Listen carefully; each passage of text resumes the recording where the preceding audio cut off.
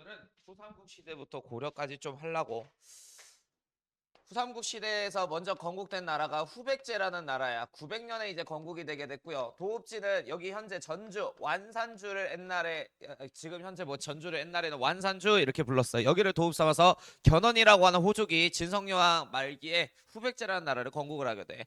거기 뭐 후당과 우월과 교류했다. 이건 뭐 중국 두 국가인데 공부 안 하셔도 돼요. 교과서에 없어요. 자, 그러면 이제 뭐부터 공부하면 되냐? 927년에 공산전투부터 우리가 공부하자고.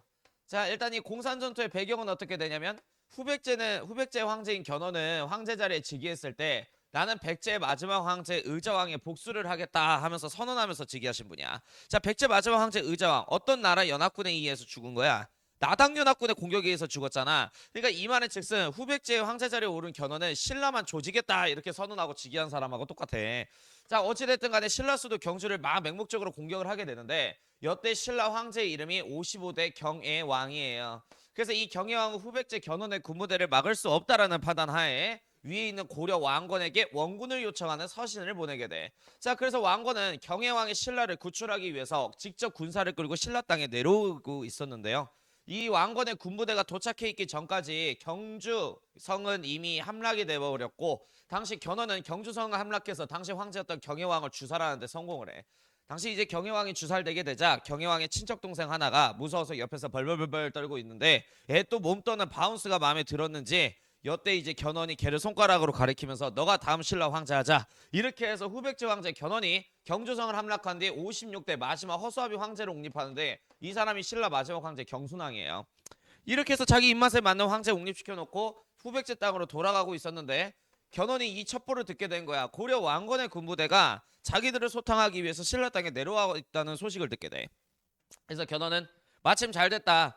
근처에 대구 팔공산이라고 하는 산이 있는데 대구 팔공산 거기가 매복작전하기 적합해요. 산세가 험해서 여기서 매복작전을 감행 신라 땅에 내려온 고려 왕건의 군부대도 소탕해야겠다 해서 여기서 매복작전을 해서 고려 왕건의 군부대와 후백제의 군부대가 충돌이 이제 있게 되니 이걸 이제 공산전투 사건이라 그러는데 자 여기서 이제 후백제 견훤의 군부대가 압도적인 승리를 거머쥐게 돼요. 여태 실제로 고려 황제였던 왕건은 괜히 신라 구해주고자 내려와서 진짜 여기서 죽을 뻔했었어. 그런데 그 왕건 밑에 있었던 신하 신순겸이라는 신하가 황제 폐하께서 그 옷을 입고 계시면 주 타겟트가 되니 저의 관복과 바꿔 입으시다 해서 신하의 옷과 바꿔 입어서 공산 지역에서 겨우 살아남게 돼요. 자, 어쨌든 왜 공산 전투가 왜 중요하냐면 후삼국 전쟁의 패권이 후백제 쪽으로 기울이게 됐다라는 의미를 갖고 있기 때문에 중요한 거야. 자, 그리고 자기를 대신해서 죽은 신순겸 신하의 시신을 봤었던 왕건은 분노합니다. 복수해야겠죠? 그래서 이 공산 전투에 대한 보복 전쟁이 930년에 있게 되는데 이게 고창 지역에서 일어난 전투라 해서 고창 전투 사건이야. 그래서 이 고창 전투는 고창 지역에서 고려 왕건의 군부대와 후백제 견훤의 군부대가 다시 맞닥뜨려서 싸운 건데 여기에서는 고려 왕건의 군부대가 승리를 거머쥐게 돼요. 이렇게 해서 후삼국 전쟁 패권은 후백제에서 다시 고려 왕건 쪽으로 기울이게 돼. 자, 근데 이게 조금 중요해 친구들아. 이 고창이 고인돌 많은 그 전북 고창일까? 아니야. 여기는 어디냐면 지금 현재 경상북도 안동이에요. 경북 안동. 그럼 경상도면 신라 땅이네. 옛날에 경북 안동을 고창이라고 불렀어요. 전라도가 아니야. 그래서 이 안동 지역에서 싸워서 고려 왕건이 이긴 거예요. 그 다음에 이제 935년 견훤의 맏아들 신검이가 군사 쿠데타를 일으켜서 견훤의 황제 자리를 찬탈해. 이게 신검에 난 사건이야. 자, 이 사건에 대한 배경에 대해서 조금 자세하게 설명을 해주자면 견훤과 첫 번째 본처 부인이 있을 거 아니야. 그 본처 부인과 견훤 사이에서 나온 자식이 딱 3명이야. 일단 첫 번째는 신검이요, 둘째는 양검이요, 셋째는 용검이라고 하는 애인데 자 일단 본처 부인 자식에서 나온 요 검자 돌림 요 세 자식은 성격이 개싸있고 또라이 새끼세요. 그러니까 이 견훤 황제가 좋아하진 않아 이 세 자식을. 근데 첩하고 짝짝꿍에서 낳은 어린 금강이라고 하는 아이가 있는데 인품도 훌륭하고 그 다음에 또 A도 바르고 그 다음에 재능도 투철하다는 생각이 들었대. 그래서 견훤은 본처 부인 자식이 아니라 첩 자식인 이 금강이한테 태자 자리를 임명을 하게 돼요. 이러니까 본처 자식들이 크게 분노하기 시작한 거야. 그래서 이 양검과 용검 형제가 첫째 형인 신검 집을 매일 밤마다 찾아가서 신검 형님한테 이렇게 얘기했대. 능력 면으로나 서열 면으로나 봤을 때 우리 신검 형님께서 태자 자리를 앉으셔야지 우리 아버지가 나이 들어 노망이 났나 봅니다. 천은 천박한 자식인 첩 자식인 금강이를 태자 자리에 옹립하다니요. 이거 나라의 질서가 엇나간 상황이니 우리 신검 형님께서 반역을 통해 나라의 질서를 바로잡아 주십시오. 이렇게 계속 설득을 했대. 그래서 이 양검과 용검 형제의 설득에 따라서 신검은 군사 쿠데타를 일으키게 되었고, 자 이게 중요하니까 좀 적어놔. 아버지 견훤 황제를 우리 전주 근처에 김제 있잖아요. 이 김제에 금산사라고 하는 절이 있어요. 여기에다가 아버지를 유폐시켜놔요. 유폐가 가둬놨다라는 거야. 그리고 첩자식인 금강이를 살해하고 신검은 황제 자리를 찬탈을 하게 됩니다. 근데 이게 기록이 없어가지고 나도 어떻게 탈출했는지 몰라. 근데 우리 견훤 황제가 방탈출 전문가신가 봐. 금산사에서 신검의 사병들이 지키고 있을 거 아니야. 아버지 도망 못 가게. 근데 그 사병들의 눈을 피해서 도망가는데 성공해요. 여기서 탈출을 하셔. 자, 그래서 금산사에서 탈출한 견훤 황제는 어디로 가냐? 고려 왕건이 있는 왕건의 이제 고려의 수도인 개경으로 가. 그래서 왕건한테 신하로 망명하는 선택을 하게 돼요. 여태 사실 고려 황제였던 왕건은 적군의 황제지만 사실 견훤 황제를 존경하고 있었던 인물이었거든. 그래서 아무튼간에 잘 오셨습니다 해서 견훤의 망명을 반갑게 맞이해 준단 말이야. 그리고 견훤은 고려 황제인 왕건의 손을 잡으면서 이렇게 얘기해. 내 소원이 하나 있습니다. 그래서 왕건이 물어봐. 소원이 뭡니까? 이렇게 얘기하니까 나를 금산사에 가두고 내 첫 자식 금강이를 살해한 첫째 자식 신검이만 죽일 수 있게끔 도와주십시오. 그럼 고려가 원하는 모든 것을 내드리겠습니다. 라고 약조를 한 거야. 자, 그래서 왕건은 견훤의 망명을 이제 받아주게 됐고요. 신검이 이끄는 후백제를 멸망시키기 위한 후백제의 마지막 전투가 있게 되는데 경상북도 구미에 1, 2천 고개가 있어. 여기에서 이제 후백제의 마지막 전투가 있게 되니 이게 1, 2천 전투예요. 1, 2천 전투 당시 고려 황제 왕건이 머리를 잘 썼어요. 그 고려의 선봉대장으로 견훤 황제를 세워놔. 이러다 보니까 후백제 군부대는 원래 신검이를 따르는 사람들이 아니라 누구를 따랐지? 견훤 황제를 따랐잖아. 원래 나이가 보필하고 있는 저 주군이 적군의 선봉대장이 돼서 나하고 싸울 준비를 하고 있는 거야. 싸울 의지를 잃어버리고 신검 밑에 있는 백제 수하 장수들은 다 투항을 해버렸대. 결국 이 1, 2천 전투에서 신검의 후백제 군부대가 패전을 해서 결국 이 세 형제는 왕건의 고려 군부대한테 인질로 포박돼서 잡혀오게 돼요. 그때 당시 이제 고려 군부대 견훤이 있을 거 아니야. 견훤은 자기한테 칼을 내달라 그래. 자기가 저 세 형제를 직접 목을 베버리겠다고. 근데 이제 왕건은 견훤을 말려요. 그리고 차분하게 첫째 자식인 신검한테 왕건은 물어봐.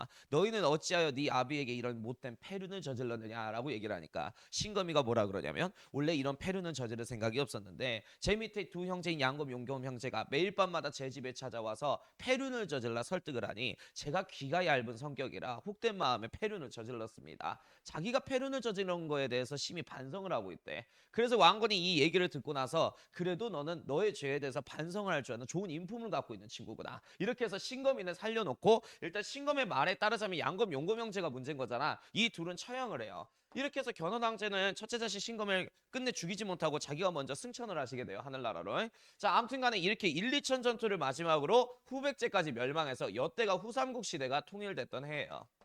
후백제 역사 끝났어요. 정리. 그 다음에 이제 후고구려 갈게. 후고구려라고 하는 또 다른 나라가 존재했잖아. 901년에 건국됐어요. 그래서 요거 별거 아니지만 순서 잘 기억해. 후백제가 먼저 건국되고 송악을 도읍 삼아서 후고구려가 그 다음에 건국된 거야. 1년 있다가. 자, 일단 수도는 송악이고요. 송악은 지금 현재 북한의 개성공단이 있는 황해도 개성지역을 송악이라 그랬어. 여기를 도읍 삼아서 궁예라고 하는 황제가 나라를 건국을 하게 돼요. 뭐 대충 궁예 형님께서는 뭐 요렇게 생기셨죠. 자, 요렇게 생긴 이유에 대해서 알려드릴게요. 궁예 관련해서는 뭐 미스터리가 많은데 여러 가지 학설 중에 하나가 궁예도 왕족이었다라는 학설이 있어. 그래서 경문왕이라고 하는 신라 황제가 있는데 그분의 자제로 이제 좀 추측이 돼요. 아무튼 신라 하대는 왕이 될 탈전이 계속 끊임없이 벌어지고 있었던 그런 상황이었거든. 우리 가문이 밀리잖아. 우리 가문 다 멸족당하는 상황이야. 그때 궁예 쪽 가족이 밀린 거죠. 왕위 쟁탈전에서. 그래서 당시 궁예가 신생아였는데 어머니가 이 신생아인 궁예라도 살리기 위해서 막 뛰어 사찰 쪽으로. 그리고 시녀랑 같이 뛰었단 말이야. 근데 적군의 병사에 의해서 결국 포위된 상황이야. 애라도 살리기 위해서 절벽 아래에 시녀가 있는 게 확인이 돼요. 그래서 자기를 보필했던 시녀에게 애를 받아라 하면서 애를 딱 던지는데 시녀가 절벽 아래서 궁예를 받을 거면은 요렇게 포근하게 받아야 되잖아. 근데 요렇게 엄지손가락 세워서 받아버린 거야. 그래서 이 시녀의 엄지손가락에 눈가리가 찔려갖고 이때 실명해서 이러고 살고 다녀요. 자, 어찌됐든 엄마 아빠가 이제 사라졌어요. 궁예는.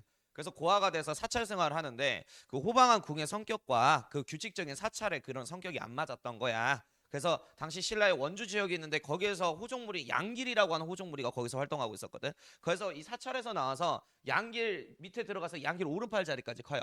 자, 이렇게 해서 양길 무리를 흡수한 다음에 송악을 수도 삼아서 고구려를 계승하겠다는 의미에서 후고구려를 건국한 황제가 되신 거야.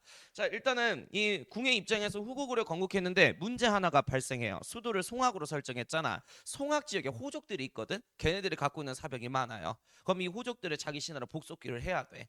그래서 어떻게 복속할고 고민에 빠졌는데 그럴 필요가 없었어. 이유가 호족, 이 송악 지역의 호족의 우두머리가 왕룡이라고 하는 호족이 있어.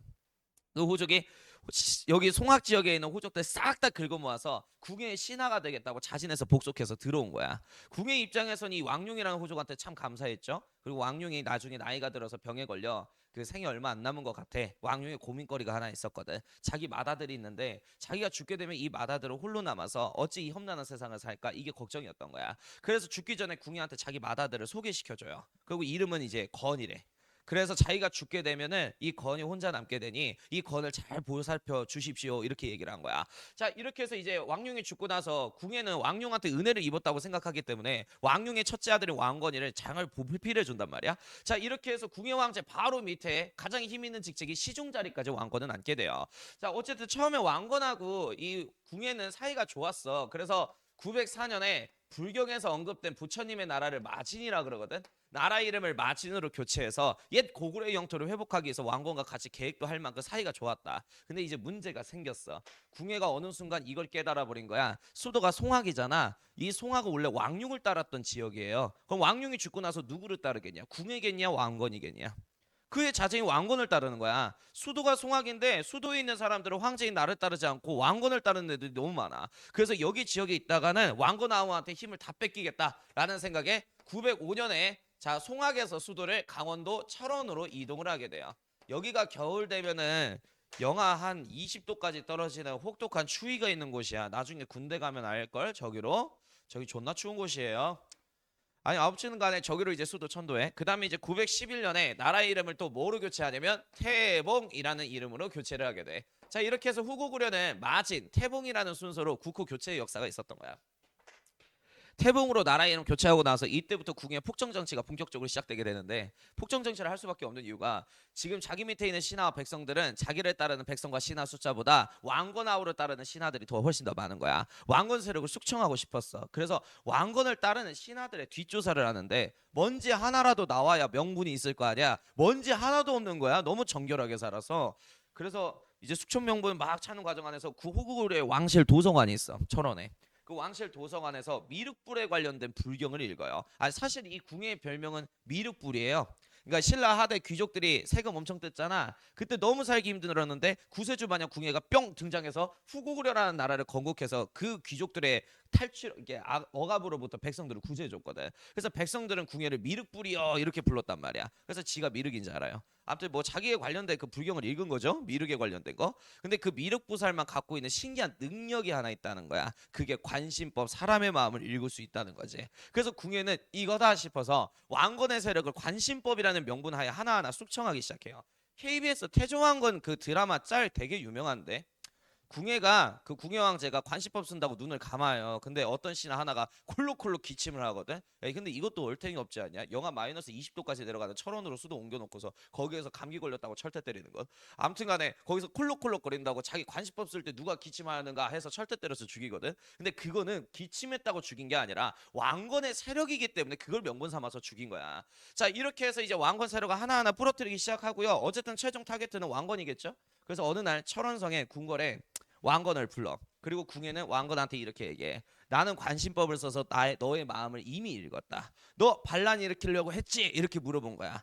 그러니까 이제 왕건은 처음에는 뭔 개소리야 이렇게 이제 반발을 하려고 그랬었는데, 여태 궁예를 보필하는 서기관 최응이라고 있어. 왕건을 좋아하나벼? 그래서 왕건 쪽으로 일부러 붓을 딱 떨군 다음에 붓을 주우러 가는 척하면서 왕건한테 귀속말로 이렇게 전달해. 폐하께서는 모든 진실을 알고 계시니 사실대로 고하십시오, 이렇게 얘기를 했대. 왕건은 정치적으로 머리가 굉장히 비상한 인물이에요. 그래서 궁예한테 이렇게 얘기를 한단 말이야. 예, 폐하, 저는 반란을 일으키려고 했습니다. 역시 폐하께서는 사람의 마음을 읽을 줄 아시는군요, 이렇게 얘기를 했대. 그러니까 이제 궁예는 그 말을 듣고 왕건을 딱 가리키면서 봐봐, 맞지? 나 사람 마음을 읽을 수 있지? 하면서 웃으면서 침소에 돌아갔대요. 그러니까 이 이야기가 좀 이상하게 느껴지지 않아?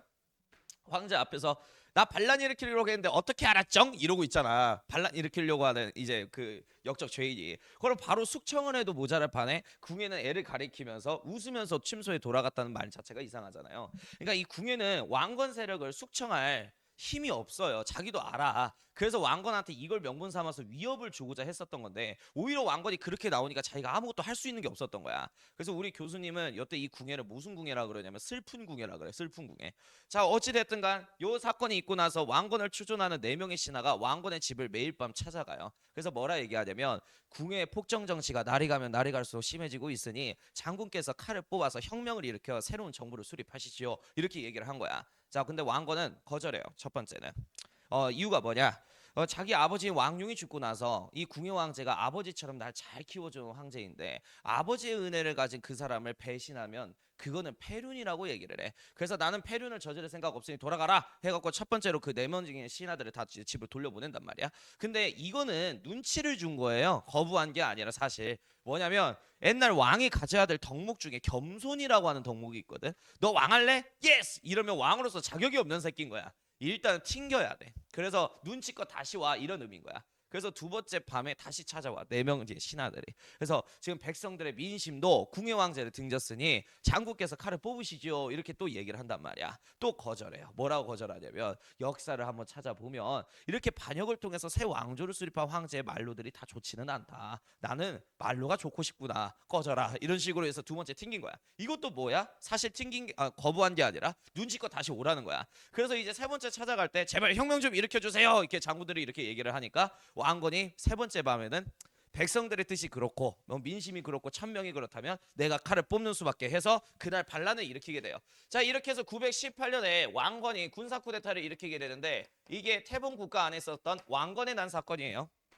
국에는 당연히 왕건아우가 반란을 일으킬 거라는 걸 이미 예측하고 있었겠지. 그래서 왕건아우가 군사를 끌고 철원성을 향해서 다가온다는 소식을 들었을 때 그냥 궁예는 최소한의 먹을 것만 들고 바로 도망을 가는데요. 수도성은 못 벗어나요. 그래서 철원에 어떤 한 민간인이 가지고 있는 쌀 창고에 몸을 숨기게 돼. 그래서 그 민간인이 쌀밥 먹으려고 이제 창고를 열었을 거 아니야. 근데 나직은 실루엣 하나가 보이는 거야. 머리 빡빡이 안 데끼고 있고 딱 봐도 궁예 왕제네. 그래서 궁예다 해서 이제 멱살 딱 잡고 시장 저작거리에 끌고 와서 애를 저작거리에다가 패대기 쳐. 그리고 이제 백성들도 궁예 때문에 많이 죽었단 말이야. 그래서 궁예가 딱 패대기 치자마자 주먹도끼 하나씩 들어서 궁예의 대가리를 한 대씩 쳐줘요. 자, 이렇게 해서 백성들한테 시장 저작거리에서 맞아 죽은 게 궁예 왕제야. 자, 이렇게 해서 새 황제로 왕건이 즉위하게 됐고 나라 이름을 태봉해서 고려로 교체를 하게 돼. 이렇게 해서 고려가 건국이 된 거야. 자, 그리고 이제 919년에 왕건은 수도를 옮기게 돼요. 원래 왕건의 세력 중심지는 철원이 아니라 어디라 그랬지? 아버지가 힘을 잡고 있었던 송악이라 그랬지. 그래서 철원성을 버리고 자기 세력의 중심지인 다시 송악으로 수도를 천도하게 되는데 요때부터 멸망할 때까지 고려 수도거든, 송악이. 자, 이 송악을 이때부터 뭐라 그러냐면 개경이라고 통칭해요. 그래서 이때 개경으로 수도 천도하게 된 거고 왕건의 연호는 뭐냐면 천수예요. 고려나 오면나 황제국가라 연호가 있어요. 그래서 천수라는 연호를 쓰세요. 그리고 927년 후백제 군부대하고 공산 지역에서 전투를 벌이게 됐는데 여태 졌잖아. 여기에 대한 보복 전투가 930년에 있게 되니 그게 무슨 전투다? 고창 전투다. 그리고 이제 934년 무렵에 손님이 찾아와요. 발해가 멸망했잖아. 거란의 침략으로 인해서. 그래서 발해 태자 대광현이가 부운동하다가 안 되겠는 거예요. 그래서 형제국가라고 인식되어지는 남방에 있는 고려 왕건한테 저희 고려 백성하고 싶습니다 해서 백성들이 이끌고 망명하는 선택을 하게 돼요. 이때 이제 발해 태자 대광현의 망명을 받아줍니다. 그럼 왜 망명을 받아줬냐? 나라 이름을 고려라고 설정했다는 것 자체가 고구려를 계승한다라는 거거든. 근데 고려에 고구려인들이 없어요. 근데 발해 유민들이 고구려 혈통이거든. 그럼 얘네들이 들어와서 살게 되면은 뭐가 생겨? 없는 정통성이 생기잖아. 그래서 왕조의 정통성 확보를 위해서 발해 태자 대광현 등 발해 유민들의 망명을 받아준 거야. 자, 그 다음에 이제 935년에요. 누가 또 망명해 와요. 견훤이 망명해 온 거야. 자기 첫째 아들 신검이가 자기를 김제 금산사에 가뒀대요. 그래서 신검한테 복수하고 싶대. 이렇게 해서 후백제 황제인 견훤이 먼저 왕건 밑으로 망명을 하게 됐고 이 소식을 들었던 신라의 마지막 황제인 경순왕이 이런 판단을 하게 돼. 어차피 지는 허수아비였어. 지금까지 견훤이 옹립한. 그리고 이 신라 왕조는 곧 있으면 끝날 거라고 생각해. 차라리 자진해서 왕건 밑으로 들어가는 것이 낫겠다 해서 신라 경순왕 역시 망명하는 선택을 하게 돼요. 자, 애들이 가장 많이 틀리는 분야가 여기야, 여기. 자, 견훤이 먼저 오시고요. 그 다음에 신라 경순왕이 오신 순서예요. 알겠지? 순서 배열시 중요해. 자, 그리고 나서 이제 936년 견훤의 소원대로 신검의 후백제 군부대를 무너뜨리기 위한 1, 2천 전투가 있게 됐고요. 1, 2천 전투에서 신검의 군부대를 무찌른 고려 왕건은 이날을 기점으로 후백제까지 멸망해서 후삼국 시대를 하나로 통일을 하게 돼요. 자, 여기까지가 후삼국 통일전쟁사에 관련된 순서 배열이에요. 자, 그래서 거기 밑에 순서 배열이 있을 건데 선생님이 저번에 얘기했지. 자, 역사 공부할 때 전쟁사가 나와. 그러면 항상 어떤 유형으로 시험 문제가 나온다고? 순서 배열. 그래서 저거 밑에 그 순서 배열하는 연습 꼭 열심히 해줄 것 알겠지? 어허. 자, 그러면 이제 고려 왕조로 갑시다. 드디어 우리는 이제 고려예요. 조선 후기라 그랬잖아. 금방 끝나. 고려도 금방 끝나고 조선까지 금방 끝날 거야. 자, 고려 918년에 왕건에 의해서 나라가 건국됐지. 그리고 니네들 이거 중3 때 배웠잖아. 그 고려는 문신을 우대, 무신을 우대. 문신을 우대하고 무신을 차대하죠. 왕건이 무신 출신의 인물이라 그래요. 무신들이 힘이 강해지게 되면 신라 하대처럼 나라가 분열이 돼. 반란으로 인해서. 그래서 문신들은 책 갖고 다니면서 공부하는 애들이잖아. 야, 걔네들이 반란 일으키고 사람 죽일 수 있어? 책으로 패서 사람 어떻게 죽이냐. 그래서 문신들은 쿠데타 일으킬 가능성이 없는 친구들이야. 그래서 걔네들한테 힘을 몰아주되 무신들은 차대하는 사회야. 자, 그럼 이 무신들은 계속 차별을 받고 있기 때문에 고려 왕조에 불만이 많겠지. 자, 이렇게 해서 1170년에 무신들이 쿠데타를 일으키니 이거를 무신정변 사건이라 그래요. 자, 그리고 1392년에 야들아 조선 건국한 사람이 누구요? 조선 건국한 사람 이성계요. 예, 맞아요. 존나 심오한 질문 던졌어요. 자, 아무튼간에 이성계에 의해서 조선이 건국돼서 고려가 멸망할 때까지 무신정변을 기점으로 고려는 크게 두 개의 시대로 나눠요. 자, 무신정변 전을 고려 전기라고 얘기하고 무신정변 후를 고려 후기라고 통칭하는 거야. 까릿? 자, 그리고 이제 기득권에 따라서 시대를 5단계로 구분할 수 있는데 얘들아 이거 너무 중요해. 이거 시험 문제 진짜 많이 나와. 그리고 고려 역사 이해하는데 이거 진짜 중요하다. 자, 각 시대별로 기득권을 다 외워야 돼. 알겠지? 자, 일단은 건국된 지 얼마 안 된 초창기 초기예요. 요때 기득권은 왕건을 황제에 추대하고 나라 건국하는데 이바지한 지방 실력가 집안인 호족물입니다. 호족. 얘네들이 나라 건국한 개국공신이야. 근데 시간이 지나게 되면서 나라가 어느 정도 안정화된 중기 때 호족은 두 개로 쪼개지게 돼요. 그럼 이런 호족들이 있겠지. 나는 왕건을 황제 자리에 추존시켜주고 고려라는 나라를 건국한 개국공신 세력으로서 중앙의 관료로서 살아야지. 개경에 거처하고 있는 호족들이 나중에 권력이 안정화되면서 귀족화를 만들게 돼. 그래서 이거를 문벌귀족이라고 얘기해요. 이 집단을. 귀족이 뭔데요? 써놔라. 나중에 헷갈리니까. 자, 관직과 재산을 대대손손 세습하는 친구들을 귀족 집단이라고 얘기해요. 그래서 이게 가문문의 귀족벌이야. 그러니까 한 가문 안에서 관직과 재산이 계속 세습됐다라는 소리야. 권력이 안정화돼서. 그리고 또 이런 친구들도 있지 않을까? 나는 원래 지방에 힘 있는 지방 유력가 집안으로서 계속 내 고을 지방에서 짱 박혀서 살 거야. 이런 호족들도 존재해요. 그래서 이 지방에 있는 호족들을 중기 때는 이렇게 불렀어. 향리 이렇게 불렀어요. 친구들아 하나 더. 자, 여기 향자가 마을 향자거든. 자, 역사 공부할 때 이 향자 나오면은 무조건 지방 뜻하는 거야. 지방. 중앙이 아니라 지방 뜻하는 거야. 그러니까 지방에 있는 토착 세력, 강한 힘을 갖고 있는 이 세력을 유지 세력을 지방 향리라고 부르는 거야. 자, 그러면 중앙에 있는 문벌귀족 친구들이나 지방에 있는 향리 친구들이나 얘네들은 다 뭐야? 사실 개국공신인 호족 집단에서 출발한 거예요. 그럼 지방에도 개국공신 세력들이 사니까 지방의 힘이 강하겠지. 그래서 중앙에 있는 황제는 지방을 통제하고자 지방관을 보내려고 여러 차례 노력을 하는데 지방에서 힘을 잡고 있는 개국공신 향리 집단들이 꺼져 병신아 하면서 관리들을 맨날 쫓아냈기 때문에 지방을 통제하지 못하고 역사가 마무리된 게 고려의 특징이에요. 이해됐지? 오케이. 자, 그리고 이제 1170년 얘네들이 대부분 문신이란 말이야. 문신들이 무신을 차대해야 돼. 그래서 이 무신들이 화가 나서 무신정변이라고 하는 사건을 일으킨다 그랬지. 이 이후에 당연히 기득권 세력은 누구야? 무신들이에요. 그래서 이 시기를 무신집권기라 그래. 100년간의 무신집권기. 요때 기득권은 무신이야. 그리고 걷다 적어봐. 요때 몽골이 쳐들어와요. 몽골이 9차례 우리나라하고 전쟁을 하게 되거든. 그래서 이 무신집권기 때 고려의 황제였던 원종 황제는 저 몽골의 칸하고 전쟁을 하는 것이 힘이 역부족일 거라고 생각해. 그래서 이제 이 몽골이 세운 나라가 원나라예요. 그래서 이 원나라한테 굴복하는 맹세를 하게 돼. 이 시기를 원간석기 시대다 이렇게 불러요. 자, 이 원간석기 시대는 몽골 원나라한테 나라를 갖다 팔면서 잘 보여가지고 귀족으로 성장한 권문세족이라고 하는 친원파가 기득권 세력이었어. 그리고 이러한 친원파인 권문세족을 견제하기 위해서 공민왕 들어보셨죠? 이 공민왕이 과거를 통해서 올라온 능력 좋은 관료들을 중앙 정계에 임용하니 이들을 신진사대부라고 얘기해. 그래서 국민왕 집권기인 말기 때는 신진사대부들이 기득권 세력이었어요. 자, 이렇게 해서 이제 순서대로 쫙 나열을 해주시면 될 것 같습니다. 근데 제일 중요한 건 여기야, 여기. 이거를 이해해야 고려의 지방 행정 체제를 확실하게 이해하고 공부할 수가 있어요. 알겠지? 됐어. 자, 왕건 업적 갈게요. 자, 태조 왕건. 그 후삼국 전쟁사는 아까 여기서 다 했기 때문에 통일 이후의 정책만 얘기할게. 자, 왕건이 후삼국 시대를 통일을 했어요. 그럼 가장 먼저 해야 되는 일은 뭐냐? 민심을 사로잡는 거예요. 신라 하대 때 밀란 많았잖아. 밀란 일어나면 안 되지. 그래서 첫 번째 정책이 민생 안정책이지롱. 민심을 사로잡기 위해서. 자, 거기에 이제 취민유도 정책이라고 나올 건데 잘 들어봐. 교과서에서는 취민유도라는 식의 용어를 사용하진 않아요. 뭐라고 나와 있냐면 앞으로 조세가 뭐냐면 토지 갖고 있는 사람한테 내는 토지세금이야. 토지세금. 자, 조세를 그 땅에 나오는 생산량의 10분의 1만 걷도록 법제화시켜요. 이거를 취민유도 정책이라 그래. 그럼 이걸 왜 취민유도라 그러냐? 수치한다. 수치가 뭐야? 세금을 걷는다. 누구에게? 백성에게. 그때 따라야 할 법도가 있어야 된다라는 거야. 그래서 명확한 세금의 기준을 정해서 과하게 세금을 징수한 일이 없도록 만들어 주신 거예요. 그리고 이거 저번에 얘기했는데 자, 떠올려. 얘들아, 흑창이 뭐야? 흑창이 뭐였지? 그렇지. 짐대법 시행하는 관청이에요. 어느 계절에 낮은 이자로 곡식을 대출해주고? 가을에 왜 대출을 해줘요? 이 수확한 게 많은데 봄에 낮은 이자율로 곡식을 대출해주고 언제 갚아라? 수확하는 가을에 갚아라. 자, 그래서 이 흑창제도가 만들어졌는데 처음에는 수도권 지역, 경기 지역에 한해서만 만들어졌다 그랬었지. 그래서 수도권 지역들한테 이제 사람들한테 테스트해보고 반응 좋으면 이거 전국적으로 확대 실시할 계획이었죠. 자, 그리고 이제 왕건을 왕으로 만들어준 개국공신 세력을 호족이라 그러는데요. 이 호족이 지방에서 반란 일으키면 돼, 안 돼? 안 된단 말이야. 그래서 이제 호족들을 챙겨주는 당근 정책을 해. 이거를 호족 융합 정책이라고 얘기해요.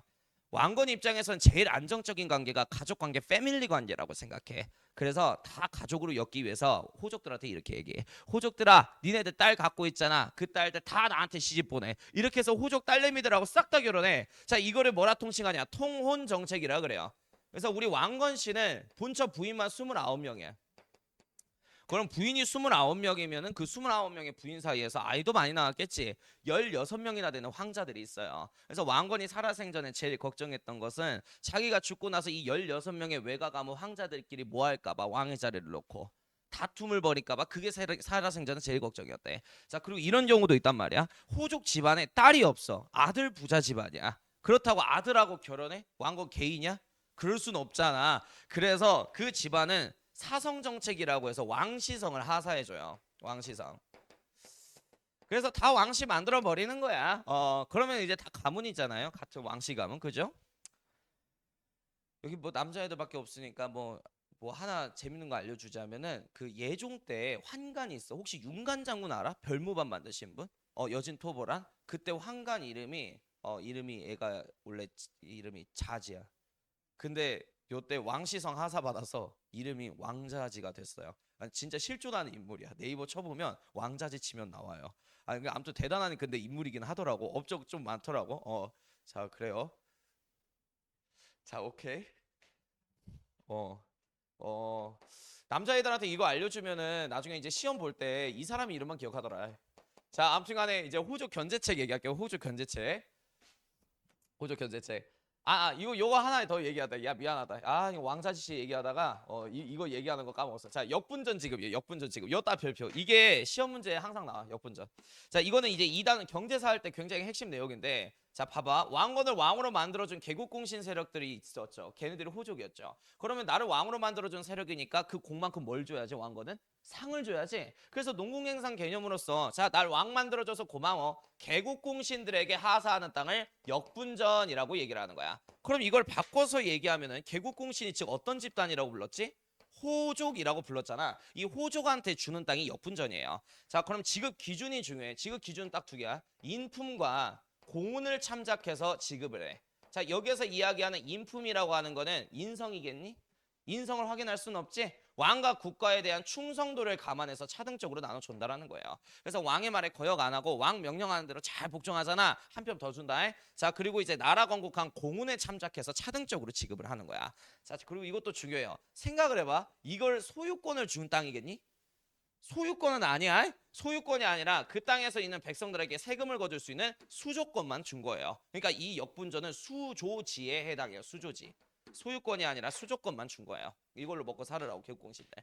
자, 그다음에 이제 호족 견제책 얘기할게. 호족 견제책. 자, 일단 기인제도라고 하는 게 있는데요. 기인제도. 거 밑에다가 또 써놔야 될 게 있어. 이 기인제도는 신라의 상수리 제도에 영향을 받아서 만들어진 거야.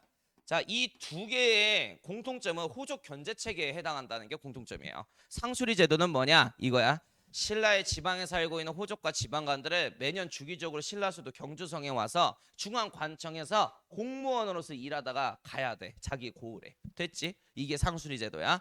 자, 그러면 내가 지방 호족이야. 자, 주기적으로 내가 신라 경주성에 와서 근무를 해야 된다 그랬지. 근무할 때 일부러 황제 새끼는 군사훈련 같은 거 존나 크게 해요.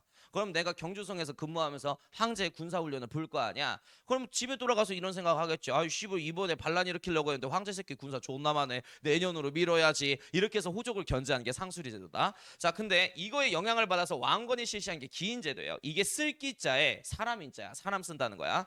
왕건이 이렇게 얘기해요. 호족 친구들, 너네들 아들들 있잖아. 공무원 시켜줄 테니까 수도 개경해서 다 올려보내. 이러니까 이제 호족대로 우와 우리 아들 공무원 된다 해서 다 올려보낸 거야. 실제로 공무원으로 나란 일하는데 써요. 그래서 이걸 기인제도라 그러는데 사실 인질로 잡아놓는 거죠. 개경성에서. 지방에 있는 호족 새끼들을 행여나 반란 일으키면 옆에 있는 네 아들내미 뭐가지 어떻게 되거냐. 바로 넥슬라이스 때려버릴 거예요. 이런 식으로 협박하기 위해서 호족 자제들을 중앙정계에 등용을 하는 게 기인제도예요. 그래서 요거 서술형 문제 나올 수 있으니까 적어봐. 기인제도와 상수리제도의 공통점과 차이점을 서술하시면은 공통점은 뭐야? 호족 견제책이라는 거야. 그럼 차이점은 뭐게? 상수리제도는 호족 당사자가 수도에 올라오는 거라면 기인제도는 누가 올라와? 호족 자제가 올라온다는 차이점을 갖고 있어요. 옛날에 전주고등학교에서 이거 갖다 서술형 문제를 하나 뽑아냈었어. 사려주고. 상수리 제도는 호족 당사자, 기인 제도는 호족 자제가 올라온다는 차이점 갖고 있죠. 자, 그리고 이것도 전주고등학교에서 시험 문제 많이 나왔어. 사신관 제도라고 하는 게 있어. 사신관 제도. 자, 걷다가 저거 혼자 공부할 때 힘드니까 저거 최대한 많이 적어야 돼. 그래야 니네들이 나중에 공부할 때 재료들이 많아요. 자, 이 사신관은 뭐냐면 지역의 치안을 책임지는 치안 책임자 직책을 사신관이라고 얘기하는 거야. 친구들아, 치안이 뭔 말이야? 치안? 치안이 뭐야? 치안 업무?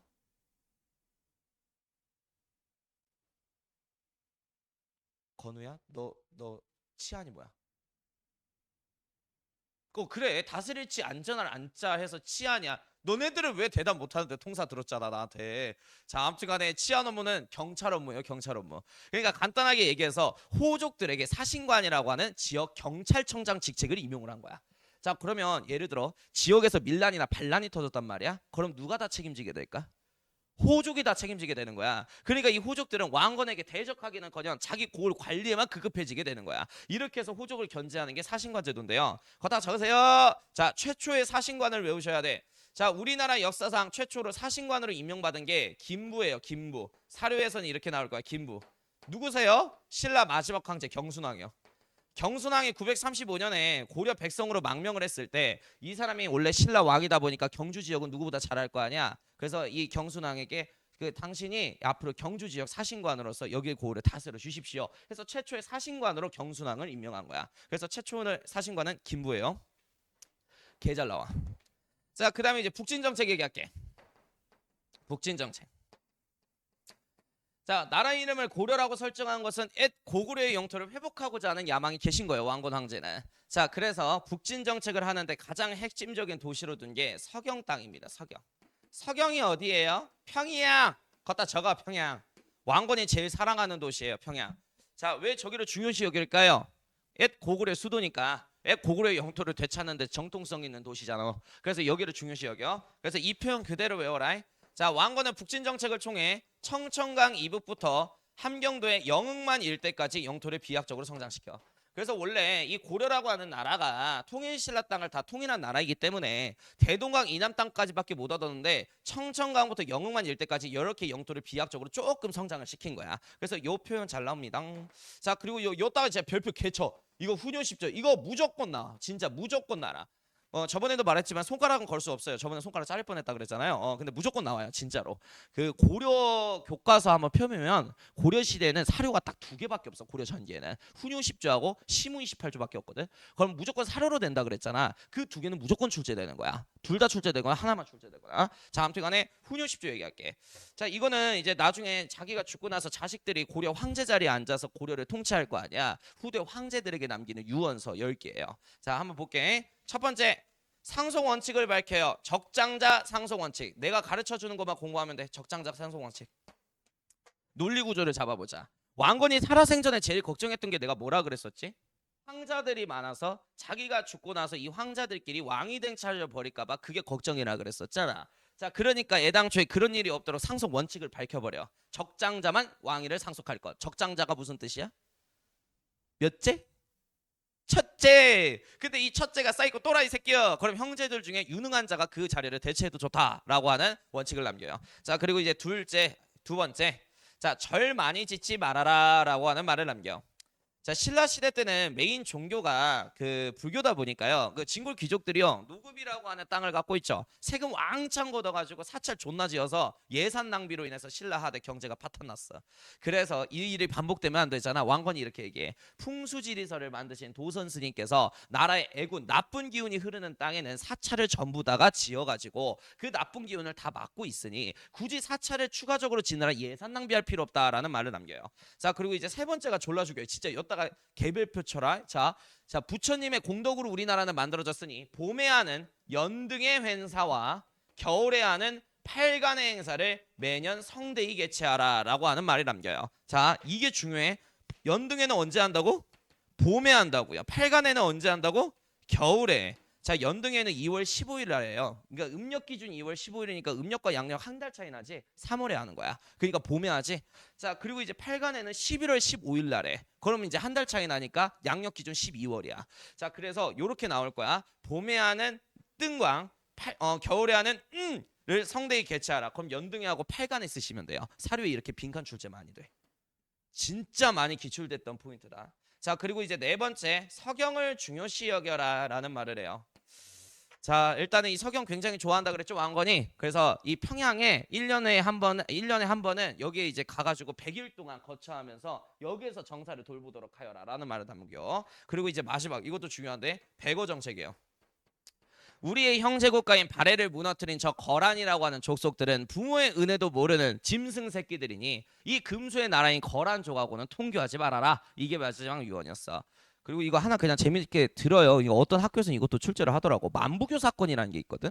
여태 거란의 그 일대 황제가 아유라보기 황제예요. 이 아유라보기가 중국을 공략을 하기 위해서 후방에는 고려 왕건하고 잘 지내고 싶은 거야. 그래서 왕건한테 낙타 50마리를 선물로 보내요. 그리고 왕건이 궁궐에서 이제 근무 보고 있는데 소식 하나가 들리대. 아니, 거란의 황제가 낙타 50마리를 선물로 보냈대. 도착을 했다는 거야.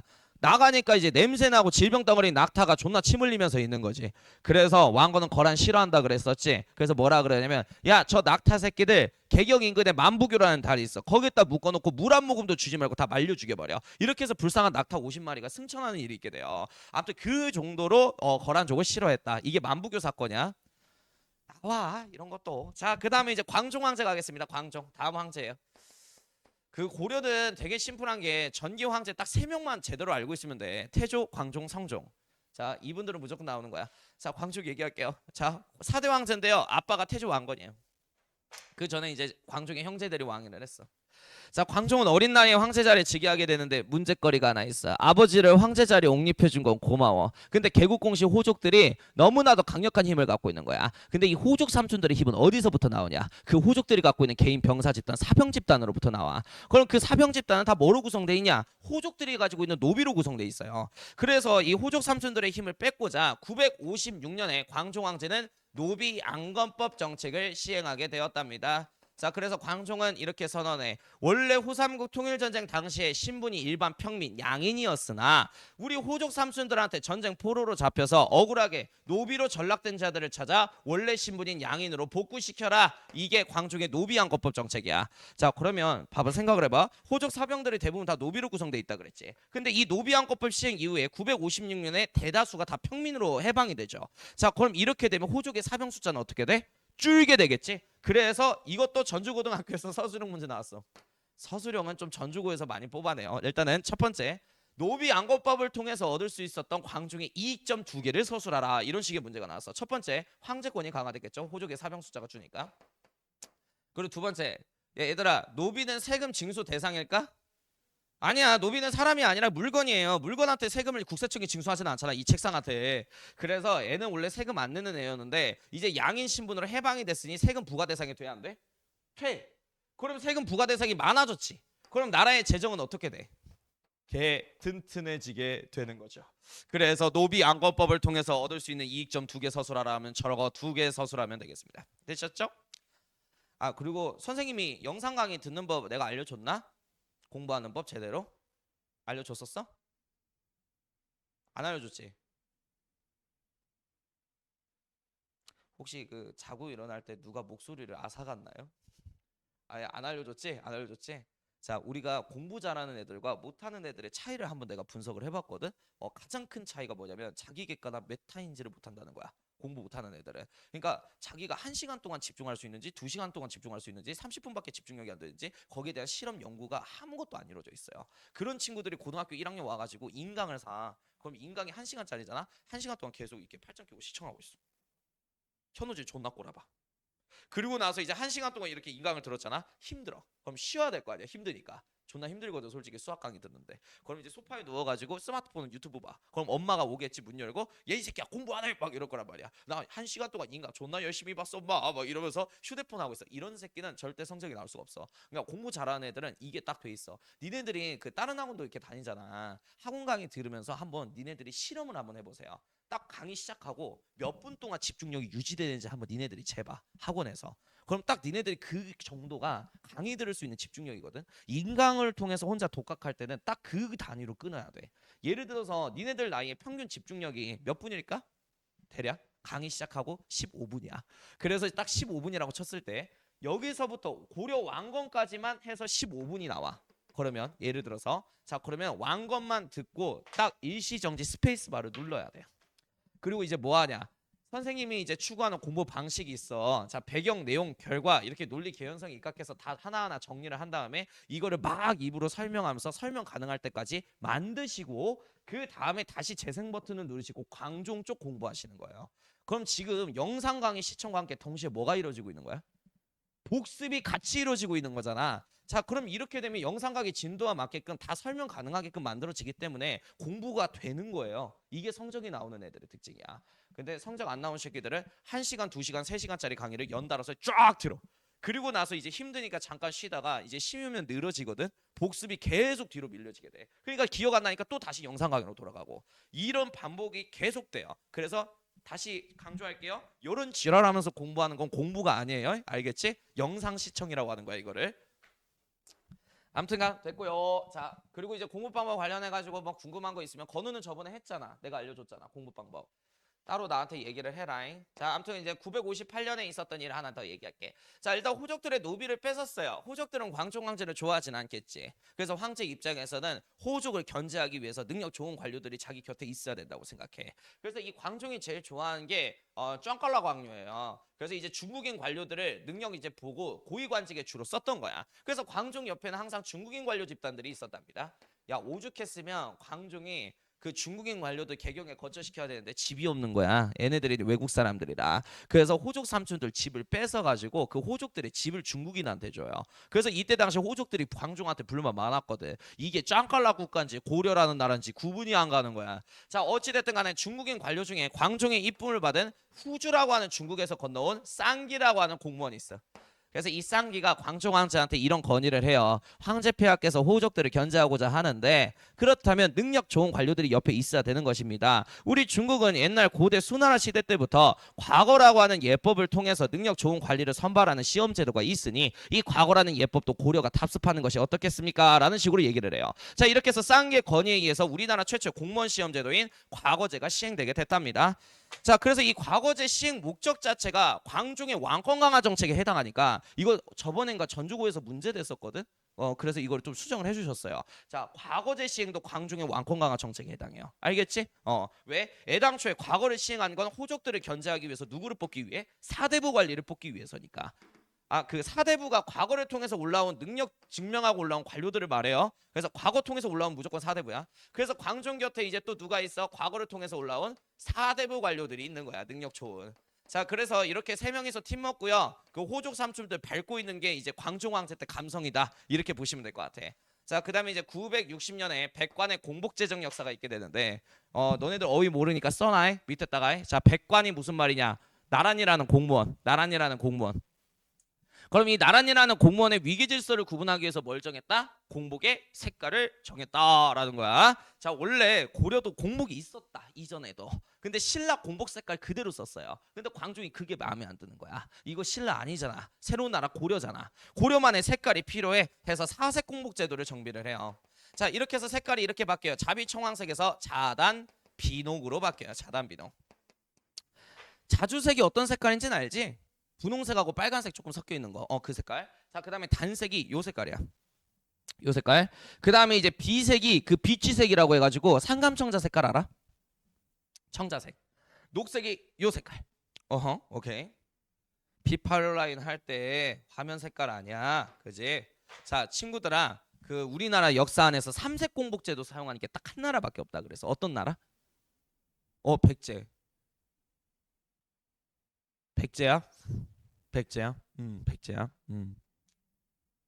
그 저번에 그 통합사회하고 한국사 주간지 시험을 이렇게 좀 걷어서 이렇게 봤는데요. 가슴이 웅장해졌어요. 가슴이 웅장해져서 그 여기 있는 친구들 저기 건희하고 인혁이도 마찬가지지만은 2월 달에 1대1로 문답식으로 다 관리를 들어갈 거야. 그리고 원래 이거를 작년에는 내가 1대1 과외하는 애들만 한 50만 원씩 받고 그렇게 했었어. 근데 이걸 다 해주려고. 그리고 신입생을 최대한 안 받고 니네들 위주로 해서 다 1등급 한번 만들어 보고 싶어요. 난 전주에서. 알겠지? 그래서 관리 받으면은 어느 정도 강제로 공부가 될 거야. 그 대신 이제 해올 만큼 해야 되는데 좀 과제 하나가 있어. 그럼 다음 주까지 어디까지 좀 해오시냐면 고구려 백제사 다 외우세요. 알겠지? 그 정도면 해야 돼. 고려 백제사. 근데 전날에 이걸 한꺼번에 다 하면은 이게 가능하겠니? 불가능해. 그래서 좀 나누라고. 니네들이 한번 마음껏 좀 실패를 해봤으면 좋겠어. 내 앞에서 공부하면서 한 달 동안. 그래서 고구려 백제사 할 때 한 번에 다 하지 마시고요. 나눠봐 한번. 월요일 날에 내가 인간적으로 수학 숙제도 많고 막 그러는데 적어도 2명의 왕 정도만 설명 가능하도록 만들 수 있겠다. 그럼 한 10분이면 되거든. 이 정도만 투자하면 돼. 그래서 월요일 날 2명 외우고 화요일 날 2명 외우고 수요일 날 2명 외우고 목요일 날 2명 외우고 금요일 날 다 공부한 거를 다 총체적으로 한번 이제 안 보고 설명해 보는데 거기서 설명 안 나오면은 까먹은 거잖아. 그거 다시 메꿔 가지고 오시면 돼요. 자, 이렇게 해서 내가 이제 계속 문답식으로 점검해서 모든 내용을 다 머릿속에다 때려 박고 시험장 내가 보낼 거야. 그리고 내가 이거 하는 이유가 있어. 3월 중순쯤에 사료 강의를 할 건데 사료 문제에서 한 30점이 갈려요. 다 사료용 문제이기 때문에 고등학교는. 근데 그 사료 강의를 들으려면 내용이 뭔지를 알아야 들을 거 아니야. 이해를 하고. 그래서 그래. 사료 강의 하기 전에. 아무튼 화이팅. 자, 계속하겠습니다. 자, 그다음에 이제 960년에 호족들을 대거 숙청한 게 광종의 업적이야. 호족 숙청. 호족 숙청. 어이구. 호족 숙청. 자, 일단은 그 호족들이요 자꾸 자기 권력을 견제하려고 하는 광정 황제를 죽이고자 자객을 계속 보냈대요. 그래서 여태 광종은 안 되겠다 싶어가지고 자기만의 데스노트 살생부라고 하는 그 명단을 만들어. 이 호족 삼촌은 살려주고 이 호족 삼촌은 죽여야지 해서 자기가 데스노트 만든 거야. 자, 그리고 이 데스노트에 적혀져 있는 우리 호족 삼촌들을 하나하나 개경성에 입고를 시키기 시작해요. 당시 그 개경성 앞에 사병을 다 거느리고 무장하고 호족들이 온단 말이야. 개경성을 지키는 문지기들이 있을 거 아니야. 그래서 그 문지기가 호족들한테 이렇게 얘기해. 황제 폐하를 아련하는데 병사를 거느리고 무장을 하고 맞지 않은 예법은 없습니다. 병사를 성문 바깥에 내려놓으시고 무장 해체하시고 호족 당사자들만 입고를 하시죠. 이렇게 얘기를 해. 그러면 이제 호족들이 여기서 의심을 한번 해봤어야 되는데 행여나 어렸을 때 재밌게 놀아준 내 조카 광종이 행여나 날 시해할 수 있을까라는 생각에 의심도 안 하고 무장 해체하고 지 혼자 들어가요. 혼자 딱 들어가잖아. 데스노트 있다 그랬지. 거기에 명단에 적혀져 있는 호족이 딱 입고라는 순간 뒤에 병사 하나가 적새끼를 확 이렇게 든단 말이야. 그럼 얘 죽이라는 명령이거든. 자, 그러면 이제 광종의 병사들이 이렇게 나와가지고 호족 하나하나 다 주살하기 시작해. 자, 이렇게 해서 아버지 왕건을 왕으로 추존시켜준 개국공신 호족 4,000명 중에 40명 남기고 다 죽인 게 광종 황제예요. 그래서 다 죽인 거야 진짜. 그래서 별명이 피해군주라는 별명을 갖고 계신 분이야. 자, 그러면은 4,000명 중에 40명 남기고 다 죽였으면 이제 황제권은 너무 강화됐겠지. 그래서 이때부터 뭐 하기 시작하냐? 칭제 권원을 선언해요. 칭제 권원. 자, 이게 무슨 뜻이냐? 저거 칭한다. 뭐로? 황제로. 스스로를 황제로 칭한 거야. 그리고 세웠대. 뭐를? 원년을. 원년이 뭐냐면 황제가 즉위한 연도를 말해. 그러니까 칭제권원이라고 하는 거는 스스로 뭐라고 자칭했다? 황제라고 자칭하기 시작한 거예요. 자, 그래서 이때부터 많은 변화가 있기 시작하는데요. 이제 또 광종의 연호가 이제 제정이 돼요. 연호는 딱 두 개 쓰는데 광덕과 준풍이라고 하는 연호를 쓰세요. 자, 내가 그 교과서 좀 이제 많이 다 봤다 그랬잖아. 자, 사료에서는 이것만 나와. 준풍. 그래서 니네들이 사료 읽을 때 준풍 4년 뭐 이렇게 나올 거야.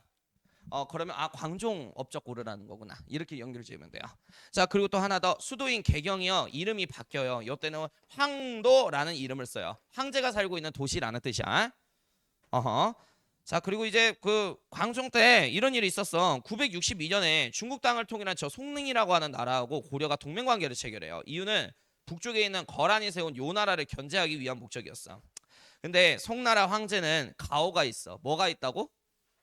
가오가 있어. 전 세계에서 황제라고 칭하는 녀석은 자기 혼자만 있어야 돼. 다른 나라 사람들이 황제라고 칭하는 거 졸라 싫어하거든. 자기 스스로를. 그러면 이제 봐봐요. 고려는 황제국까지. 근데 이 송나라 황제하고 외교문서 막 주고받는데 스스로를 황제 이렇게 칭하면 우리 송나라 황제 불편해 안 불편해? 존나 불편할 거 아니야. 그래서 송나라의 그 완전적인 동맹 관계를 유지하기 위해서 내제 외왕 체제로 교역을 해요. 내제 외왕 체제. 이게 뭔 소리냐? 고려 안에서는 황제라고 칭하되 바깥의 외교 문서에서는 왕이라는 표현으로 낮춰서 송과 국교를 체결한 거야. 이해됐어? 그래서 이게 내제 외왕 체제다. 랄루. 자, 그다음에 이제 성종 갈게요. 성종. 여기다가 또 별표 쳐. 최승로의 시무 28조의 별표. 자, 요거는 무조건 나오는 거야. 그냥 무조건 나오는 사료라고 보면 돼. 핵심 내용 3개만 외우시면 되겠습니다. 최승로는요, 유학자예요. 뭐 하는 사람이라고? 유학 공부하는 사람이요. 그러니까 유학의 영향력이 올라가는 게 낫겠지. 고려 황실 안에서 유학자 입장이니까. 자, 그래. 그래서 이렇게 얘기해. 지금 이 고려의 메인 종교인 불교라고 하는 이 학문은 수신을 위한 학문입니다. 수신, 몸을 갈고 닦는 학문이라는 거야. 그래서 나중에도 될 일이지요. 그래서 불교를 낮추라고 얘기를 해요. 그래서 이걸로 빈칸 문제 많이 돼. 학교쌤들이. 자, 나중에도 될 일입니다 하면 어느 종교라고? 불교라고. 그만큼 불교의 영향력을 낮추자라고 제안을 하는 거야. 빈칸 문제 많이 낸다. 내가 진짜 여기 바닥에서 내신 지금 11년째거든. 이거 진짜 많이 나와 항상. 자, 그리고 이제 또 하나 더. 자, 일단 유학이라는 학문이 있는데 이 유학은 백성을 덕으로서 다스리고 나라를 잘 이끌 수 있는 치국의 방도가 적혀져 있는 것이므로 당장해야 될 급선무입니다라고 해. 그래서 이 유학의 영향력을 어떻게 하라고? 올리라고. 그래서 만약에 사료에서 당장해야 될 급선무다라고 얘기하면은 유교에 해당하는 거예요. 그래서 여기에다가 이제 빈칸 뚫어 놓을 거야. 다음 빈칸에 들어갈 학문을 옳은 것은 이렇게 해서 쓰는 문제 나와요. 그래서 나중에도 될 일입니다. 불교구 급선무입니다. 유학이야. 알겠지? 유학의 영향력 올리라는 소리예요. 자, 그리고 최승로는 이렇게 얘기해. 태조대왕께서 우리나라는 부처님의 공덕으로 만들어졌다는 이유로 봄에 하는 연등의 행사와 겨울에 하는 팔간의 행사를 매년 성대히 개최하라라는 유언을 남기셔서 매년 이 행사를 성대히 개최하는데 문제는 이 행사를 개최할 때마다 백성들에게 가혹하게 노동력을 착취하고 세금을 많이 거드니 백성들은 마땅히 저 두 종교 행사를 반기지 않습니다. 아무리 좋은 의미가 있다고 한들 백성이 싫어하는데 좋은 어떤 의미가 있는 행사겠습니까? 그래서 연등회하고 팔간회를 축소하소서라는 말을 해요. 근데 우리 성종이 조금 성격이 극단적이야. 야, 축소할 거면 그냥 없애 해서 이때 폐지를 해요. 나중에 고려 현종 집권기 때 거란하고 전쟁했을 때 당시에 이 연등과 팔간 행사가 다시 부활해요. 부처님의 힘으로 거란 침략 막기 위해서. 그리고 마지막이 이거야. 청컨대 외관을 파견하소서. 쌤이 역사 공부할 때 이 외자 바깥의자 나오면 뭘 뜻하는 거라 그랬지? 지방을 뜻하는 거라 그랬지? 지방관을 두소서라는 말이에요. 좋은 왕도 정치라 함은 황제 폐하께서 모든 지역에 지방관을 투입하여 황제 명령에 따라 전 지역이 통제되고 나서부터 시작될 수 있는 것입니다. 청컨대 지방의 토우 세력들을 누르기 위해서 지방관을 파견하소서라는 말이 있어요. 지방관 파견 힘든 게 얘네들의 꼰대짓거리 때문에 그래요, 향리들. 그래서 이 최승로의 시무 28조는 성종의 개혁 정치에 다 영향을 끼쳐줬답니다. 그리고 친구들, 내가 저번에도 얘기했지만 자, 백제 성왕 있죠, 성왕. 성왕 있고 여기 고려에 성종 있지. 조선시대도 성종이 있거든. 자, 이 성이라고 하는 이룰성자가 들어간 묘호를 갖고 계신 분들의 공통점은 나라를 운영할 수 있는 중앙 행정 체제를 정비하시면 다 성종이라고 얘기하는 거야. 됐지? 그래서 백제 성왕도 5부호방 22부 체제를 만들었기 때문에 나라를 운영할 수 있는 행정 체제를 갖고 있어서 성왕이라 그런 거야. 얘도 마찬가지예요. 예. 자, 그러면 이제 고려의 중앙 행정 체제, 이성육부 행정 체제를 정비하신 업적 갖고 있어요. 여기에 대해서는 이쪽 주제 끝나고 자세하게 이걸 다룰 거야. 그냥 대충 들어 이거는. 자, 그다음에 또 하나 더. 중추원이라고 하는 관청을 둬요. 중앙행정관청. 중추원. 아유, 그래도 이쪽 반 뭔가 공부 열심히 하는 것 같아서 기분이 좋아요. 저기 여기에서 이제 뭐 통사까지 듣는 애들도 있으니까 통사까지 들으면 제가 7학점 정도를 책임지고 있는 거거든요. 국영수가 뭐 4학점이라고 한다면 한국사 3학점, 통사 4학점. 그래서 우리 7학점 정말 1등급 나왔으면 좋겠어요. 저 간절해요. 올해. 되게 간절해요. 자, 아무튼 간에 중추원 얘기할게. 중추원은 왕명출납을 담당하는 관청이야. 왕명출납. 선생님이 왕명출납이라고 하면은 뭐라 그랬지? 왕의 무슨 기관? 비서실. 굿. 자, 신라 시대는 왕의 비서실을 뭐라 부르더라? 신라.